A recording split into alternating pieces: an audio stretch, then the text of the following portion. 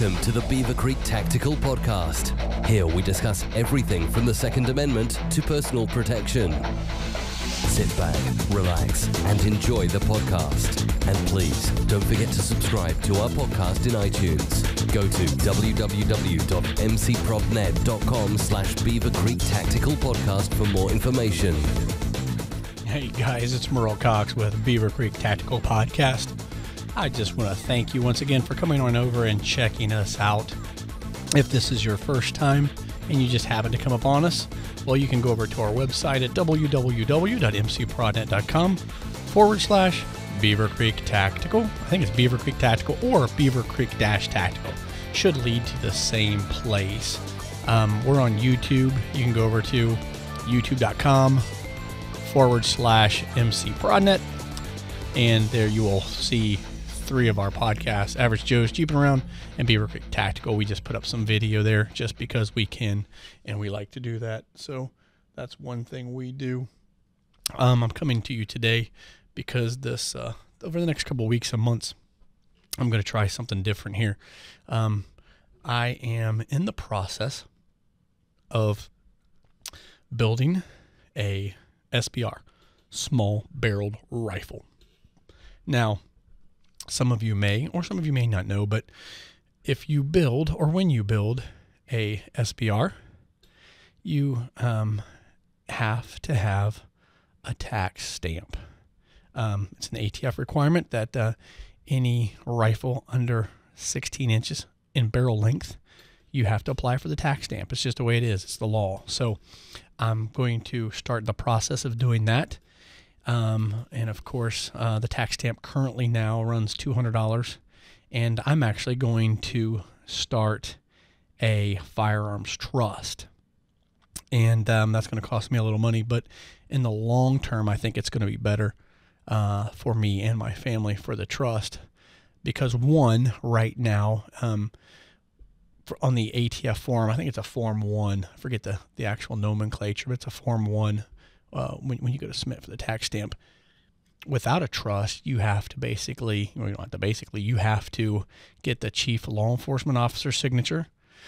I believe you got to provide fingerprints. I think pictures, if I remember correctly. I think you have to provide a picture and send all that in. Well, if you have a trust, you don't have to do that. Now we can talk about all that a little later when I start the trust and get it in, because there's a lot of information there, and I'm still reading up on the trust and trying to learn completely about it. But I believe that's the process. So when you have a trust, Chief Leo signature not required.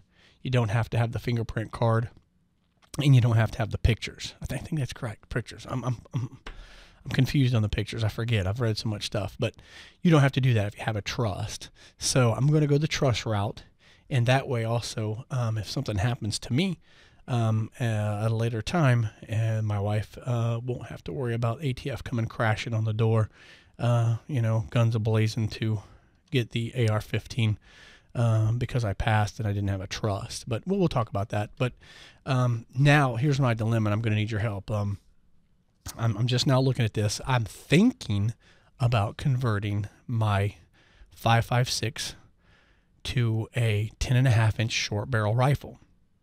I've heard there could be some issues with that, especially when it comes to the gas tube and things with recoil and possibly, cycling of the weapon.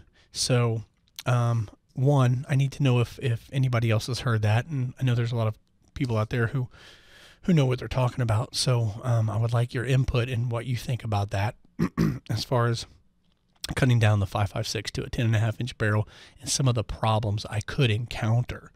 And 2, I was just told by a buddy today that I need to check out possibly converting it to a 300 AAC Blackout, which means I'm changing out the barrel anyway. So that's the only thing I'd have to do is change out the barrel to a 300 Blackout, which is, again, we'll talk about it more when I get into it, but it's a different round. But apparently it takes, I don't have to change out the lower, the upper.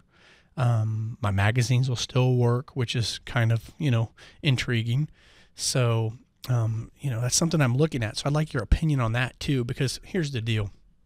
I'm looking to utilize my AR-15 for home defense. That's it. I don't do a lot of target shooting. I mean, it's fun to go out and shoot stuff at 100 meters, but I really don't do that. I want the rifle just for close quarter combat, clearing my house, home defense. That's what I want. So let me know what you guys think. Is 300 AAC Blackout, is that something I should look at? Or, maybe 5.56 NATO 223 will work. But I'm looking at some of the challenges that I may come into when I do the conversion. I was thinking about just doing the barrel, but if I go to the 300 AAC Blackout, I might just do the whole upper. That way I still have my 5.56 223 upper, so I can just swap it in and out, if I want to. I don't know, maybe I won't want to, maybe I never will, but it'd be like having two rifles in one and just swapping it. But that's kind of what I'm doing. So I would appreciate your inputs. I'm going to put this video on YouTube, and you can go there and let me know what you think. Be nice to each other. That's one thing I'm here. I mean, again, I'm not the end-all, be-all, know-all. I want to learn with you, go through the process with you, so you can learn with me. So be nice. A lot of times people, when they're in forums and chats, they start calling each other names. So don't do that. Let's respect each other. But give me your inputs. Let me know what you think about this conversion and what you would do. Identify some of the challenges that I may have if I stick with the 5.56, or some of the disappointments that I might have with the 300 AAC. So, hey, it's Merle. Thanks, and we'll be in touch.